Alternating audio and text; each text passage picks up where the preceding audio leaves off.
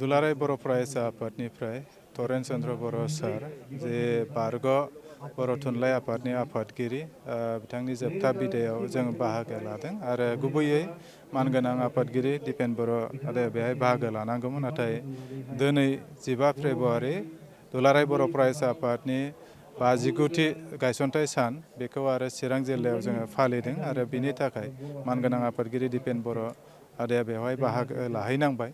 दा बेनिनो जोङो मोनसे हानजा लोगो आफादगिरि आं आरो लोगोसे जोंनि माखासे दैदेनगिरिया बेहाय बाहागो लाबाय। जोबथा बिदायाव बे बाहागो लाबाय आरो तरेन चन्द्र बर' सारखौ जों बर' थुनलाइ जे आफादनि आफादगिरिनि सिगांनिफ्राय बिथांनि जे सोरजिनाय बर' थुनलाइयाव बायदि थुनफावथाय जे सल'मा सुंद' सल' आरो बायदि जे खन्थाइ बिथाङा सोरजिनाय, लोगोसे सिनेमा आयदायावबो बिथाङा जे बाहागो लानानै जार्नालिस्टनि जे मोनसे बिथाङा बाहागो लानायजों लोगोसे बायदि लिरनाय जे लिरथुम बे लिरनायखौ जोंनो बिहोमाखौ होलांबाय बर' थुनलाइयाव।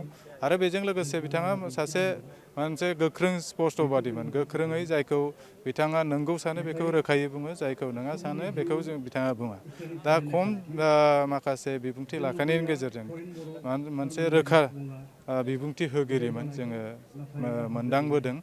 आरो बिथांनि दिनै हठात जोंनि माने बे बुहुमनिफ्राय जानगारलांनाया बर' माहारिखौ खहा होदों आरो जोङो जुजिनायाव बिथाङा जों जेब्लायबो दंफायोमोन। बर' थुनलाइ आफाद लोगोसे दुलाराय बर' फरायसा आफाद जथायै जुजिनायनि बिथांमोननि दैदेननायावनो बर' रावखौ जेब्ला क्लास 6आव इंराजि बिजों जाबसिननो नागिरनाय माने मेथ्स आरो साइन्सखौ बेखौ गोख्रोङै बिथाङा जुजिनानै बेखौ सोलायहोनो थाखाय बाध्य खालामनाय, बेहाय जों ज' खामानि मावदों। आरो बिनि सिगाङावबो बायदि हाबाफारि जि दाङाबाजि थासारि बायदि जानाय समाव बिथाङा माखासे गोख्रों रल लाबोदों।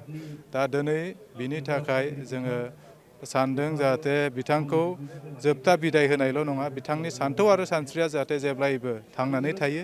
बिनि थाखाय आसाम सरकार आरो जोंनि BTC सरकारा बेखौ दायथ' लानांगोन।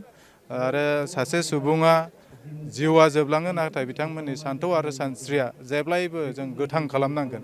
आरो बे गोथां खालामनांगौनि थाखाय जोङो गोथाङै थानाय सुबुं माहारिया, दोलो आफादफोरा बिनि सायाव खामानि मावनांगोन आरो दुलाराय बर' फरायसा आफादा बिनि सायाव खामानि मावो।